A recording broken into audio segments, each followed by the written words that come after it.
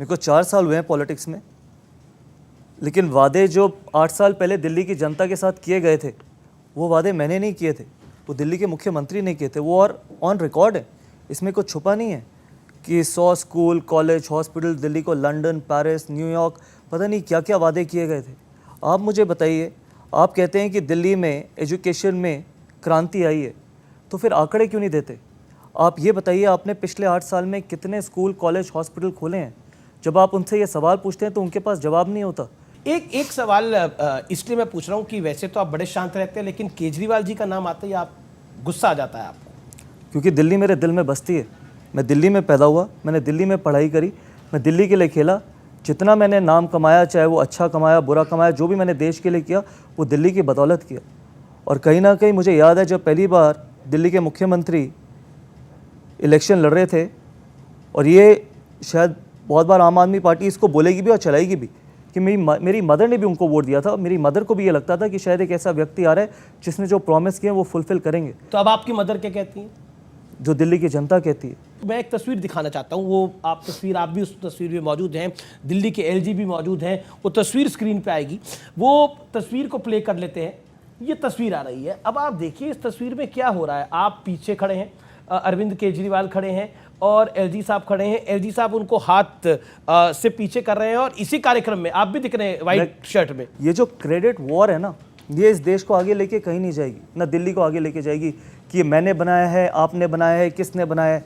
Credit का मतलब, आपने एक चीज़ बना दी ना तो लोगों को उसकी तारीफ करनी चाहिए। आप अपने मुंह खोल खोल के उसकी तारीफ करेंगे, देखिए जी हमने बनाया है 450 करोड़ की यूनिवर्सिटी, आपने 40 करोड़ रुपए दिए और आपने बनाया है।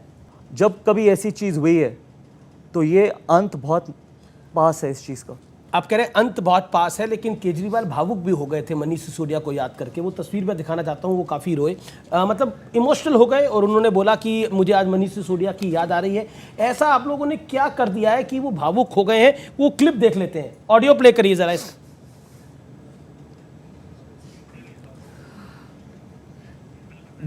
जी, हल्का एम्बियंस हम सुन सकते हैं जिसमें केजरीवाल की आंखों में आंसू है। ऐसा क्या कर दिया आप लोगों ने, उनको रोना पड़ रहा है? काश ये इसी तरीके से रोते जब इन्होंने मेरे अगेंस्ट एलिगेशन लगाई थी, जब मैं अपना इलेक्शन कैंपेन में, जब मैं पॉलिटिक्स में आया था। और आप सब जानते होंगे किस तरीके की एलिगेशन लगाई थी। और जो एजुकेशन मिनिस्टर है आज दिल्ली की, उन्होंने एलिगेशन लगाई थी कि मैंने कोई पैम्फलेट फैलाया था और आतिशी मार लेना। हाँ, और उससे 2 महीने पहले मुझे पद्मश्री का अवार्ड मिला था और 2 महीने बाद मेरे ऊपर क्या क्या एलिगेशन लगी थी। काश दिल्ली के मुख्यमंत्री इस तरीके से उस दिन भी रोए होते। अरे बीजेपी ने क्या ऐसा कर दिया है, नरेंद्र मोदी की सरकार ने ऐसा क्या कर दिया कि इनको रोना पड़ रहा है? देखिए, करप्ट लोगों की जगह सिर्फ जेल में, और वो कोई भी हो और वो किसी भी पार्टी का हो। एक्साइज पॉलिसी आप भी जानते हैं, मैं भी जानता हूँ, दिल्ली की जनता भी जानती है और इस देश की जनता भी जानती है। लेकिन अरविंद केजरीवाल तो कहते हैं कट्टर ईमानदार है मनीष सिसोदिया, भगत सिंह है मनीष सिसोदिया। देखो मैं आपको बताता हूँ एक्साइज पॉलिसी एग्जैक्ट क्या है। यहाँ पर यूथ भी बैठा है। एक्साइज पॉलिसी लेके आने का मतलब सिर्फ ये था कि 2% से 12% कमीशन बढ़ाने का सिर्फ मकसद ये था कि आप पैसे कमा के पंजाब में, गोवा में, बाकी स्टेट्स में इलेक्शन लड़ सको। अगर आप इतने ही साफ़ सुथरे थे, अगर आप इतने ही भगत सिंह जी को अपना आदर्श मानते हो, तो फिर वो एक्साइज पॉलिसी वापस क्यों ली गई? हमने तो सिर्फ एक सवाल पूछा था। कहीं अगर सच होता है तो उस चीज़ को वापस नहीं लिया जाता ना। आपने एक्साइज पॉलिसी वापस ली, आपके 2 मिनिस्टर जेल में बैठे हैं और अगर अभी तक बेल नहीं मिल रही। कोर्ट तो इंडिपेंडेंट है, कोर्ट तो फेयर है, जुडिशरी तो फेयर है, उसके बावजूद आपके जो डिप्टी सीएम थे उनको अभी तक क्यों नहीं मिल रही है bail? Open and shut case है। जब पैसा कमाया है, गलत तरीके से पैसा कमाया है, तो फिर जगह आपकी सिर्फ तिहाड़ जेल में ही है।